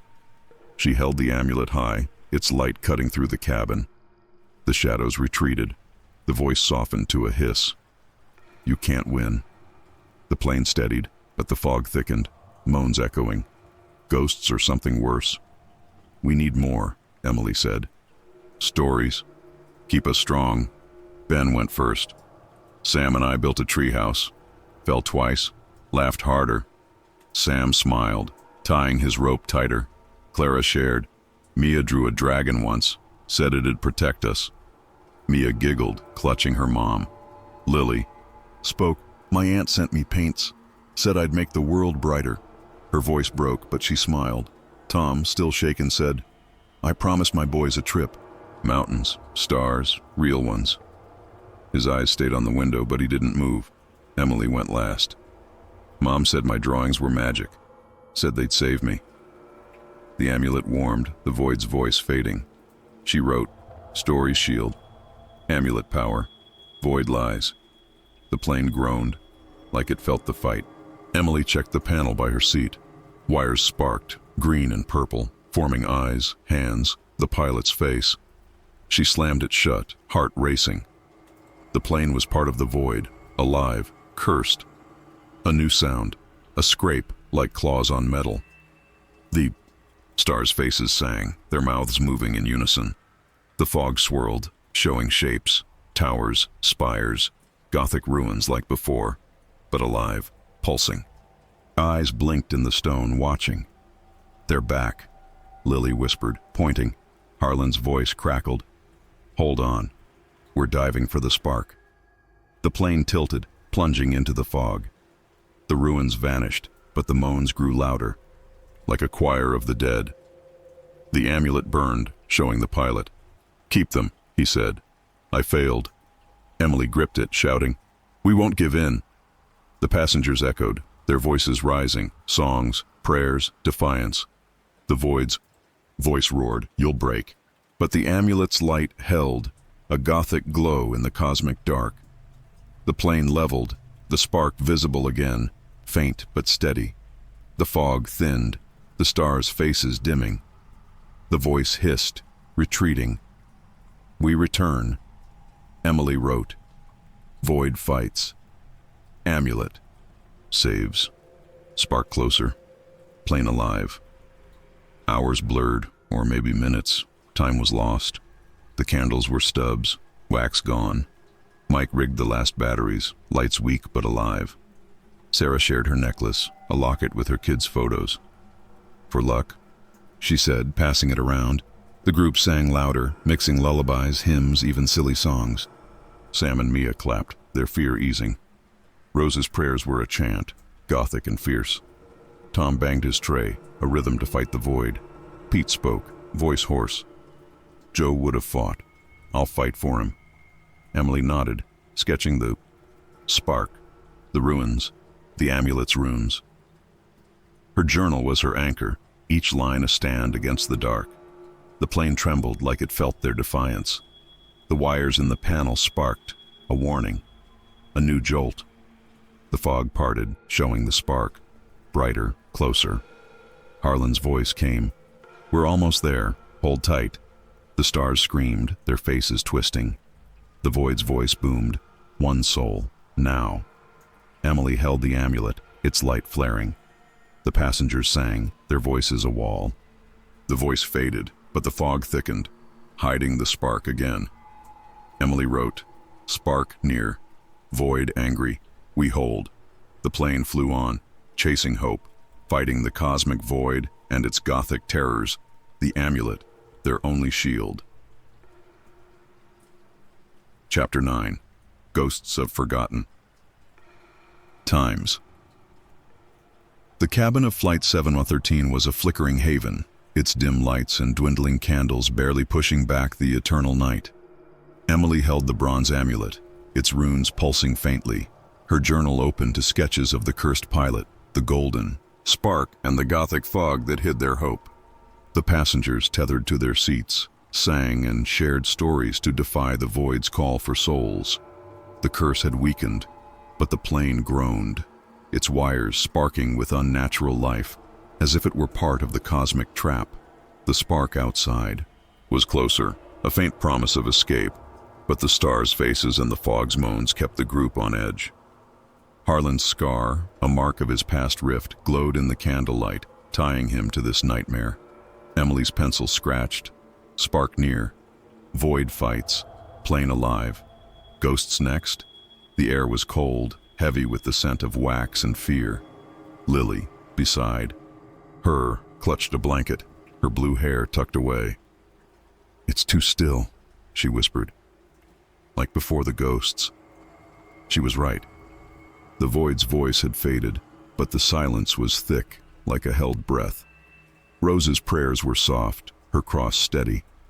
Clara hugged Sam and Mia, who hummed to stay calm. Tom stared at his hands, fighting visions of his sons. Pete, haunted by Joe's loss, sat quiet, rope tight. Sarah and Mike passed out the last drops of water, their faces drawn. Then a chill swept the cabin, colder than before. Shadows moved, not outside, but inside, flickering in the candlelight. A figure appeared at the back, near the galley, a man in an old pilot's uniform. Not the cursed pilot, but another, his face pale, eyes hollow. We flew 100 years, he said, voice like dry leaves. The sky keeps us. Rose gasped, her cross falling. Ben shielded his kids. Sarah aimed a flashlight, but the figure didn't fade. More came. Passengers in dated clothes, a woman in a 1940s dress, a soldier in a worn uniform. They stood in the aisles, silent, watching. Ghosts, Harlan said, stepping from the cockpit. His logbook trembled in his hands. From other flights. My last rift, I saw them too. Emily wrote. Ghosts inside. Old flights. Sky holds them. The figures spoke, voices overlapping. We flew too far, the woman said. Stars trapped us. The soldier added, navigate by them. Find the spark. Their eyes were sad, not cruel, like they wanted to help. Harlan nodded. They taught me last time. Star maps, patterns to escape.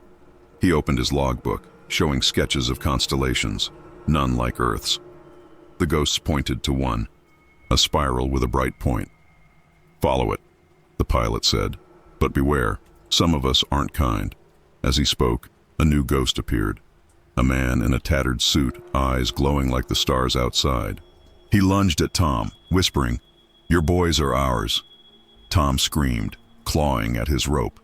The ghost's touch was cold, and Tom's eyes rolled back, his body stiffening. He's possessed, Rose shouted, raising her cross. Lord, cast him out! The group joined, chanting prayers, songs, anything. Emily held the amulet, its light flaring. The ghost hissed, retreating from Tom, who gasped himself again.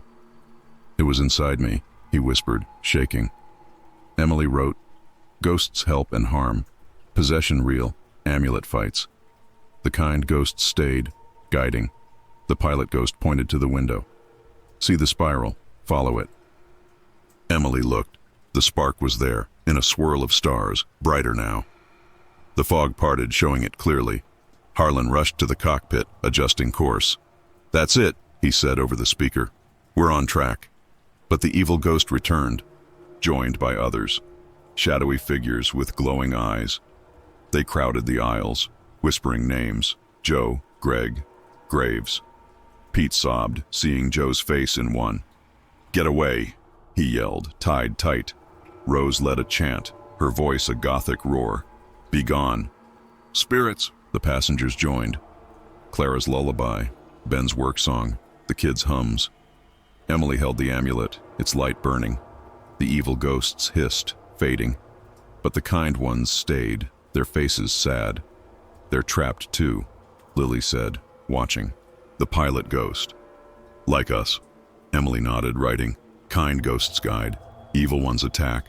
Spiral star our way. The plane trembled, the fog thickening again. Moans came from it, like a graveyard waking. The kind ghosts spoke. The plane's cursed, built on bad ground. Old airfield, haunted. Harlan overheard, his face grim. Heard rumors. The factory was on an old site. Graves, maybe. Never believed it. Emily's heart sank. The plane was alive, cursed from its making. She checked the panel by her seat. Wires sparked, green and purple, forming eyes, hands, faces of ghosts. She slammed it shut, not telling anyone. The amulet pulsed, showing the cursed pilot again. I bound it, he whispered. Break me. How? Emily asked in her mind. Will, he said. Yours. She woke, the cabin shaking. The evil ghosts were back, stronger, clawing at the ropes. Tom screamed again, his eyes glowing briefly. Rose's chant grew louder, joined by all. The amulet flared, its light a shield. The ghosts retreated, but the kind ones faded too, their voices faint. Follow the spiral, Emily wrote. Plane cursed from start, ghost fight, amulet holds. The candles were stubs, wax gone. Mike rigged the last batteries, lights flickering. Sarah shared her locket, passing it around. For strength, she said. The group touched it, their stories flowing. Lily's dragons, Clara's tales, Ben's treehouse, Tom's camping dreams, Pete's vow for Joe. Emily shared. Mom said my art was my heart. I draw to fight. The amulet warmed, the ghosts. Quieting. She sketched the spiral star, the kind pilot's face, the evil ghost's eyes. Her journal was her sword, cutting through fear. A jolt shook the plane. The fog parted, the spiral star clear, the spark blazing. Harlan's voice came. We're close. Hold on. The stars' faces screamed, their mouths wide. The evil ghosts returned, crowding the cabin. Stay, they hissed, clawing at ropes. Emily held the amulet, its light burning her hand. We won't, she said, her voice joined by the group's chant. The ghosts faded, the stars dimmed. The spark grew, a beacon in the night. But the fog rolled back, moans louder, gothic and alive. The plane groaned, its wires sparking, like it fought their escape. Emily wrote, "Spiral guides, ghosts battle, plane resists. We push." The group sang, their voices raw but strong, lullabies, hymns, defiance. Sam and Mia clapped, their fear easing. Rose's prayers were a Gothic hymn weaving through the songs. Pete spoke. "Joe's with us, fighting." The amulet glowed, the kind ghosts nodding, fading. The evil ones hissed, retreating to the fog. The spark shone brighter, the plane steadying. Harlan's voice crackled, "We're almost there." Emily clutched her journal, sketching the spark, the ghosts, the cursed plane. The night pressed, but their will held, a Gothic stand in the cosmic void. The plane flew on, chasing the spark, fighting the ghosts of forgotten times. Chapter 10. Flight into Madness. The cabin of Flight 719 was a fragile bastion, its flickering lights and dying candles barely holding the eternal night at bay. Emily gripped the bronze amulet, its runes warm, her journal filled with sketches of ghosts, cursed pilots, and the spiral star guiding them to the golden spark. The passengers, tethered to their seats with ropes, sang and shared stories to fight the void's hunger and the ghosts of lost flights. The plane groaned, its wires sparking with unnatural life, a cursed vessel in a cosmic trap. The spark was closer, a faint hope, but the stars' faces and the Gothic fog's moans grew fiercer, as if the night itself fought to keep them. Emily's pencil trembled. Spark close, ghosts gone, plane alive. Madness creeps. The air was icy, the candles mere stubs, their Gothic glow casting shadows that twisted like specters. Lily, beside her, shivered under a blanket, her blue hair hidden. "It's worse," she whispered. "I see things, even awake." Emily nodded, her eyes burning. Sleep was a trap. Dreams bled into reality, visions of broken worlds and lost loves haunting every blink.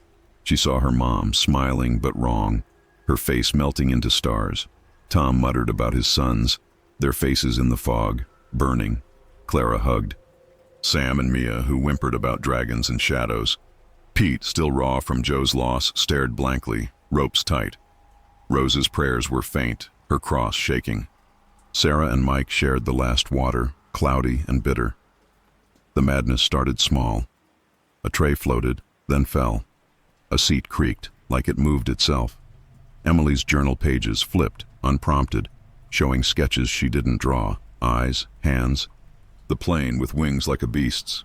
She slammed it shut, heart pounding. "It's the plane," she whispered to Lily. "It's alive. Cursed." Lily's eyes widened. "I saw it too. The walls. They breathed." The passengers noticed. Ben pointed to a window, its glass rippling like water. Clara gasped as Mia's toy bear spoke, a garbled whisper. "Stay." Tom rubbed his eyes, seeing his sons in every shadow. Pete screamed, "Joe's here," pointing to nothing. Harlan emerged, his scar glowing faintly. "It's the rift," he said. "My last flight we went mad too. Saw things. Felt the plane turn on us." "How'd you stop it?" Emily asked, clutching the amulet. "Logic," he said. "Games, puzzles, kept our minds sharp." Emily wrote, "Madness grows. Plane beast, logic fights." She stood rallying the group. "We play games, riddles, math, anything. Keep our heads." Rose nodded, her voice weak but firm. "Mind over evil." She started. "What has keys but can't?" "Open locks? A piano," Clara answered, forcing a smile for her kids. Sam and Mia giggled, guessing next. "What runs but never walks?" "A river," Ben said, hugging them. The game spread, voices rising. Tom asked, "What's full of holes but holds water?" "A sponge," Lily said, her fear easing. The visions softened, the plane's groans quieter. Emily's journal stayed. Still, but the amulet pulsed, showing the cursed pilot. "Keep them sane. he whispered. I couldn't.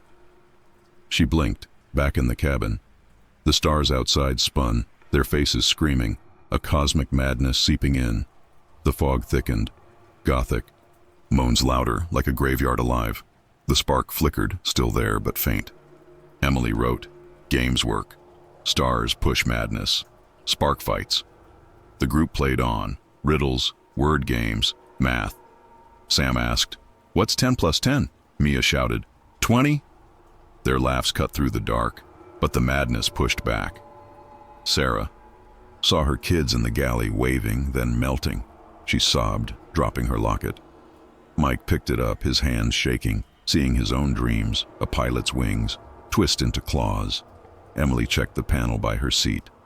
The wires sparked, green and purple, forming a face. The planes. She slammed it shut, not telling anyone. The amulet burned, its light a shield. She saw the pilot again. Use will, break me. We're trying, she whispered, gripping it. A jolt shook the plane. The fog parted, showing the spiral star, the spark brighter. Harlan's voice crackled. We're close, hold on. But the madness surged. Tom untied his rope, standing. My boys, he screamed, lunging for a window. Ben tackled him, retying. Him. It's not them, Ben said, his voice breaking. Clara saw dragons, their jaws snapping. She sang to her kids, drowning them out. Pete saw Joe, laughing in the fog. He clawed at his ropes, stopped by Rose's prayers. Emily saw her mom, her face in the stars accusing. She drew her, fast in her journal, turning pain to lines. We fight with logic, Emily shouted. More games. They played harder, guessing games, counting backward, naming animals. The visions blurred, the plane's groans softened. The amulet glowed, pushing back the stars' faces. Emily wrote, logic holds. Plane fights. Amulet key. The candles died, wax gone. Mike rigged the last batteries, lights flickering. Sarah shared her locket again, its photos grounding them. The group's stories returned. Lily's dragons, Clara's tales, Ben's treehouse, Tom's camping dreams, Pete's vow for Joe.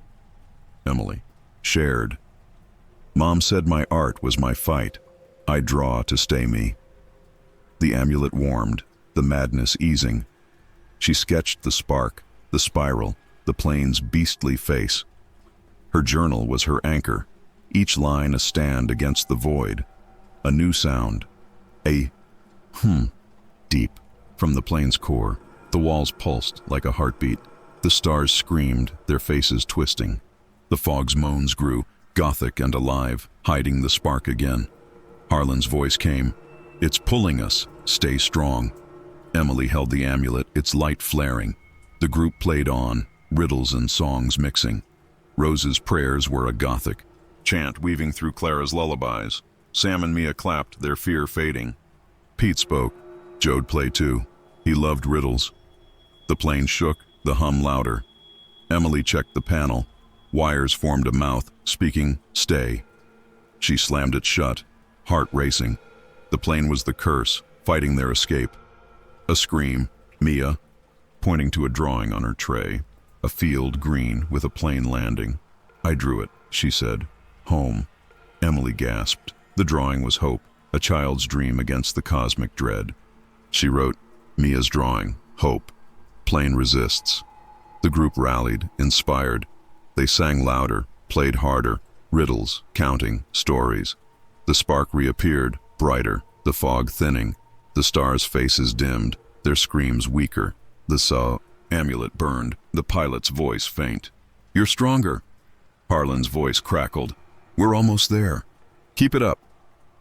The plane groaned, like it felt their fight. The wires sparked, the walls pulsed. Emily sketched Mia's drawing, its green field a beacon. The group's voices rose, a Gothic choir in the cosmic night, defying madness. The spark grew, the fog parted. The stars hissed, retreating. The plane flew on, chasing hope, fighting the cursed beast within and the void without. Chapter 11. Secrets from Beyond. The cabin of Flight 714 was a trembling stronghold, its last candles and flickering lights barely holding back the eternal night. Emily clutched the bronze amulet, its runes pulsing, her journal crammed with sketches of the plane's beastly face, Mia's hopeful drawing, and the spiral star guiding them to the golden spark. The passengers, tied to their seats with ropes, played riddles and sang to fight the cosmic madness seeping from the stars' screaming faces. The plane groaned, its wires sparking with cursed life, as if resisting their chase for the spark. The Gothic fog outside swirled, hiding their hope, while the void's hunger clawed at their minds. Harlan's scar glowed, tying him to the rift that trapped them. Emily's pencil shook. Spark close, plane fights, madness held, secrets next. The air was icy, the candles gone, their wax hardened in pools. Lily beside her shivered, her blue hair tucked under a blanket. "It's too much," she whispered. "I see my aunt, but she's wrong." Emily nodded, her eyes stinging. The madness lingered, visions of her mom melting into stars, accusing she was awake, fighting the whispers with riddles and songs, but the plane itself was a threat, its walls pulsing like a living beast. Rose's prayers were soft, her cross steady.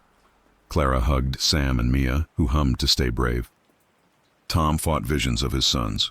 Pete mourned Joe, and Sarah and Mike shared the last of their strength. Then, a new jolt shook the plane, stronger, like a hand grabbing it. The fog parted, showing the spark, bright, close in the spiral star. But the plane groaned louder, its wires sparking green and purple, forming eyes that watched. Emily checked the panel by her seat, slamming it shut as the wires moved, whispering, "Stay." Harlan emerged, his logbook clutched tight. "We're close," he said, voice rough. "But something's fighting us, like last time." Emily stood, amulet warm. "Your last flight. You said it was luck. What else happened?" Harlan hesitated, his scar glowing. The group leaned in, ropes taut, eyes wide. Rose stopped praying. Clara held her kids. Tom and Pete listened, desperate for answers. "It wasn't just luck," Harlan said, sitting. "Project Starlight. The military jet had a device, experimental, secret. They called it the Rift Key, meant to navigate weird spaces, maybe even dimensions. During that storm I activated it. Didn't know what it did, but it closed the rift. Got us out." "Where is it?" Emily asked, heart pounding. Harlan pointed to the cockpit. "This plane's old, but it's got one. Found it in the systems. Hidden, locked." Emily wrote, "Rift Key, Harlan's secret, plane cursed, spark near." "Why didn't you tell us?" Tom snapped, his voice sharp.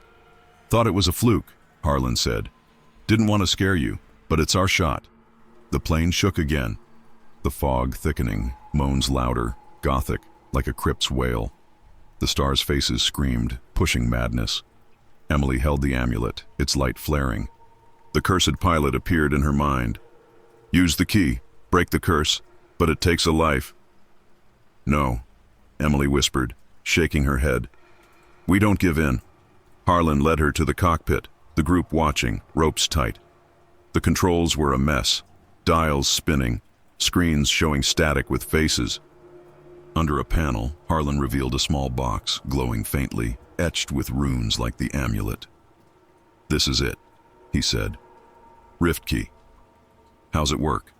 Emily asked, the amulet burning. "Activate it," Harlan said. "Focuses energy. Closes rifts. But it's risky. Last time Danny was gone. Maybe it took him." Lily overheard, her eyes wide. "I'll do it," she said, standing rope loose. "If it saves us." "No." Emily grabbed her. "We don't sacrifice anyone." The plane groaned, walls pulsing. The spark flickered outside, the fog hiding it again. The stars' voices boomed. One life. Freedom. The group chanted. Rose's prayers, Clara's lullabies, Ben's work songs. The amulet glowed, pushing back the madness. Emily wrote, "Rift Key found. Needs life. We refuse. Spark hidden. Harlan." Opened the box, revealing a crystal, pulsing like the spark. "We try it," he said. No sacrifices. He flipped switches, the crystal glowing brighter. The plane shook violently, like it fought back. The wires sparked, forming the cursed pilot's face, screaming, "No!" Emily held the amulet, its light matching the crystals. A hum grew, deep, shaking the seats. The fog parted, and for a moment, Earth appeared below. Not broken, but green, blue, alive. The group gasped, Sam and Mia cheering. "Home!" Clara cried, hugging them. But the plane lurched, the crystal sparking. Pain shot through Emily's head, the amulet burning.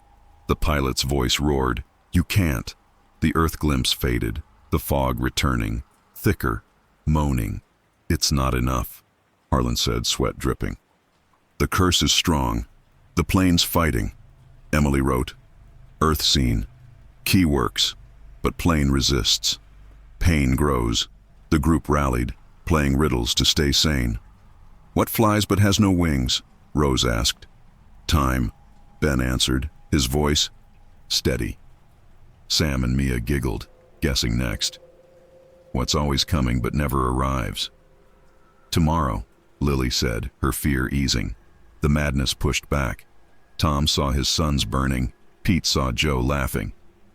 Emily saw her mom, accusing. She drew her fast in her journal, grounding herself. The amulet flared. The crystal pulsed, their lights merging. Harlan adjusted the key, the hum louder. The plane screamed, metal bending. The fog parted again. Earth clearer, cities, oceans, life. The group sang louder, their voices a Gothic choir against the cosmic void. Rose's prayers wove through Clara's lullabies, Ben's work songs, the kids' hums. Emily wrote, "Earth close." Key fights curse, plane alive, angry. The stars' faces screamed, their eyes everywhere. The fog's moans were a graveyard's cry, Gothic and fierce.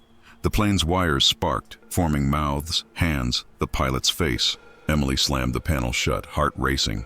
The amulet burned, showing the pilot. "Will, use yours." "We are," she whispered, gripping it. Lily stood again, rope off. "Let me, for my aunt, for you all." "No," Emily shouted, pulling her back. "We all go." The group agreed, chanting louder. Sarah shared her locket. Its photos passed around. "For my kids," she said. Mike spoke of flying, his dream alive.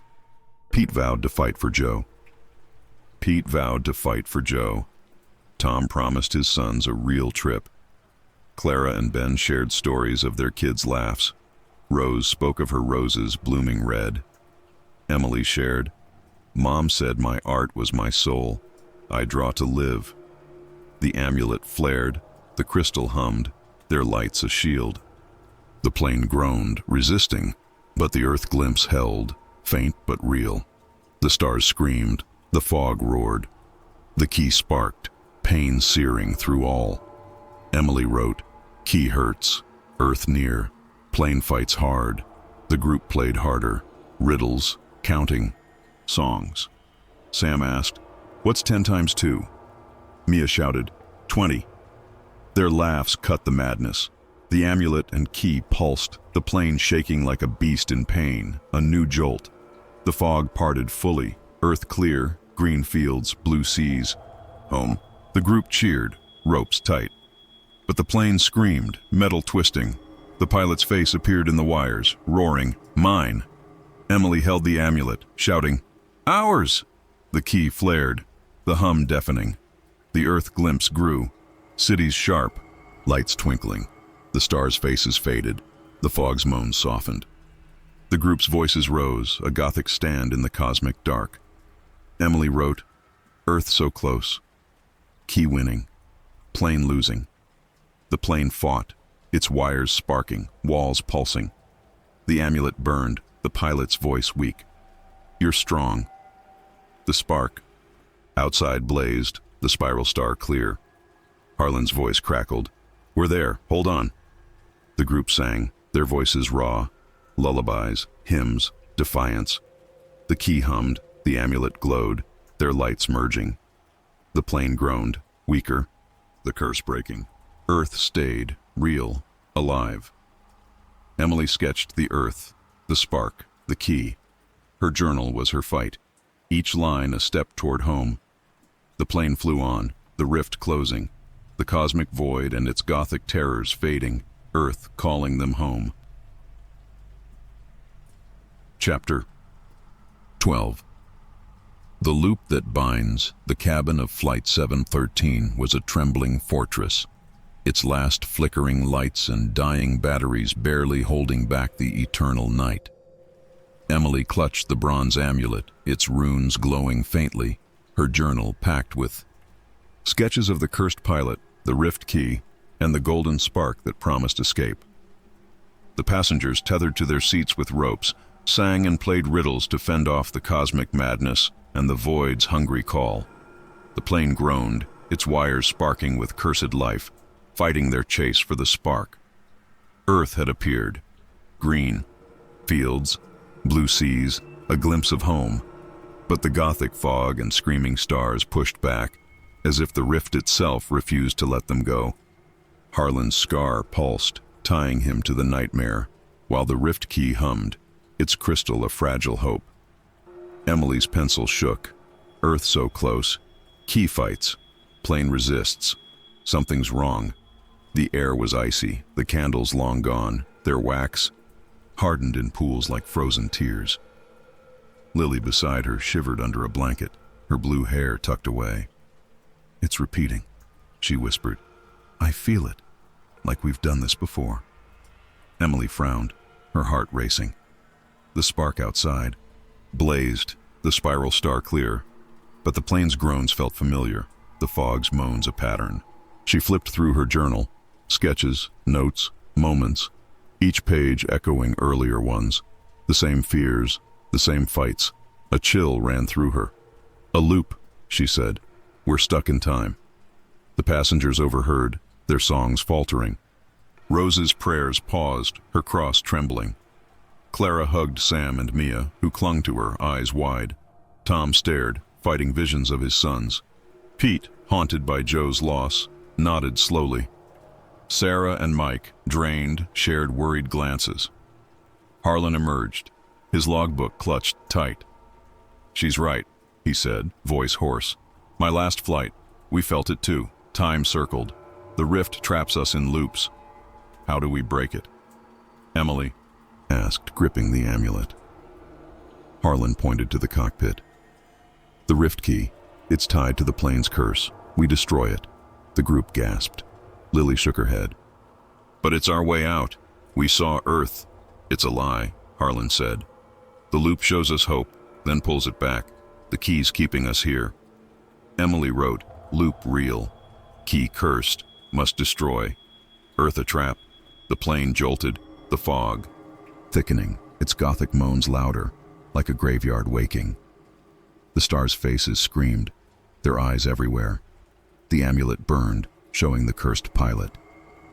"Break it," he whispered. "Free us all." Emily stood, rallying the group. "We end this, together." Tom hesitated, his voice sharp. "Destroy the key? What if we're stuck forever?" "We're stuck now," Emily said. "The loop's the curse. We break it. We're free." Rose nodded, her prayers resuming. "Faith will guide us." Clara sang to her kids. Ben joined, their voices a shield. Pete spoke, for Joe. Lily clutched Emily's hand, ready. Harlan led them to the cockpit, the keys crystal glowing, its hum shaking the walls. The plane groaned, metal twisting, like it knew their plan. Wires sparked, green and purple, forming faces, eyes, mouths. The pilot screamed, "No!" Emily held the amulet, its light merging with the keys. "We're not yours," she said, her voice joined by the group's chants. Rose's prayers, Clara's lullabies, Ben's work songs. The kids hummed, their fear easing. Harlan grabbed a wrench from Mike's toolbox. "This ends now." He raised it, but the plane lurched, throwing him back. The crystal flared, pain searing through all. Emily's head throbbed, the amulet burning. Earth flickered outside, green, blue, alive. Then vanished, the fog returning. "It's fighting," Harlan gasped, standing. "We need more," Emily wrote. Key resists.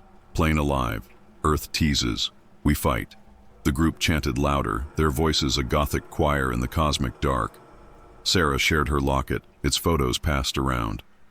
For my kids, she said. Mike spoke of his pilot dreams. Pete vowed to honor Joe. Tom promised his sons a real home. Clara and Ben shared stories of their kids' laughs. Rose spoke of her roses, red and alive. Emily shared, Mom said my art was my fight. I draw to break free. She sketched the key, the spark, the loop cycle. The amulet flared, the crystal pulsed, their lights clashing. The plane screamed, metal bending, wires sparking mouths that hissed, stay. Harlan raised the wrench again, the group's voices peaking. Now! Emily shouted, holding the amulet high. Its light burned, pushing back the wires' faces. Harlan smashed the crystal, sparks flying, the hum deafening. The plane roared, a beast in pain. Earth appeared again, clearer, cities twinkling. Seas blue. The group cheered, ropes tight.